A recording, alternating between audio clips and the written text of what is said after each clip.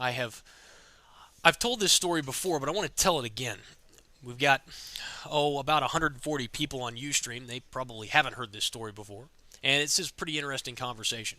But we're talking about complainers, evil corporations, broken government, the wealthy, evil rich people making all the decisions. And we've talked about personal responsibility here today. And just as in trading, I always tell people, it's your fault. You need to fix what's broken. You're broken. You are the reason for your woes. And the second that you stop blaming others and start looking for ways to achieve what you want, the second you start doing that, your life will start to change. I was working overseas years ago, and I was sitting at a table across from a guy. This is the story I want to tell you.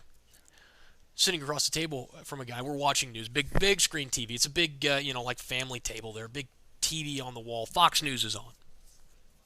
We're watching Fox News, and they're talking about government and the dangers of government and how things are, the government is seizing power, whatever they're talking about. They're talking about how, help me, Tom Cruise, help me, baby Jesus, the world's coming to an end. And I was having a discussion with a couple of other guys in there, and of course I'm a loudmouth, and I like politics, and so I'm kind of we're all voicing our opinion. Everybody was kind of opinionated, and Josh was his name. Josh was sitting across from me, very quiet, just eating his cereal. Just eating his cereal, and I didn't know Josh very well, but I asked him. I said, "What do you think, Josh?" And he didn't even really look up at me. He's like, "Oh, I don't care." And I was floored because I can't remember what the issue was. It obviously wasn't that important, but it was important to all of us, and at the time it seemed like it was pretty serious.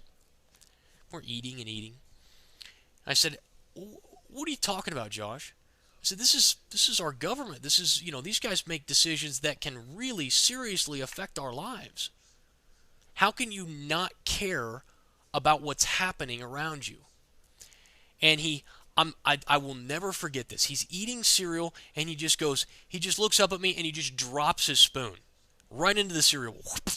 Water's coming, this whole thing. And he just sits back and goes, "Do you really want to know?" And I said, "Yeah, I really want to." He goes, "No, no, no. Do you really want to know?" I said, "Yeah, I want to know." He's like, and he sit back, and it was, initially I thought it was cocky, but later I realized how powerful a statement it was that he was making. He leaned back in his chair and he said, "Jason, I'm a winner. You know what winners do?" And I said, "No, I don't know what winners do." He said, "They win." He said, "I don't care what these guys do because I'm a winner. I'm going to find a way to win. So these guys can come up with whatever law they want to. They can talk whatever kind of madness they want to." He said, "In the end, I'm going to come out on top because I always do because I'm a winner." Then he leaned forward, grabbed his spoon, and continued to eat. And I thought, wow. Just the pure, and I find out later that Josh is working overseas really because he enjoys it. He had several successful businesses in California. He was worth a whole lot of money. And he was young. He was maybe 35. And all the whole stage along his life he had been successful. And it was no doubt in part or in whole to his view of himself. The fact that he was going to find a way to win. He doesn't blame other people. He doesn't criticize other people. He doesn't look at others and say to himself, "Man, why can't that be me? Man, there are so many roadblocks in my way. A guy just can't get ahead. A guy just can't win in these markets. You can't compete against the market makers. You can't compete against the brokers." None of that. Winners win. That is a great story. Joe? No, I don't. I never. I was never that close. I was never, Captain asking if I stayed in contact with Josh. No, he and I were not friends.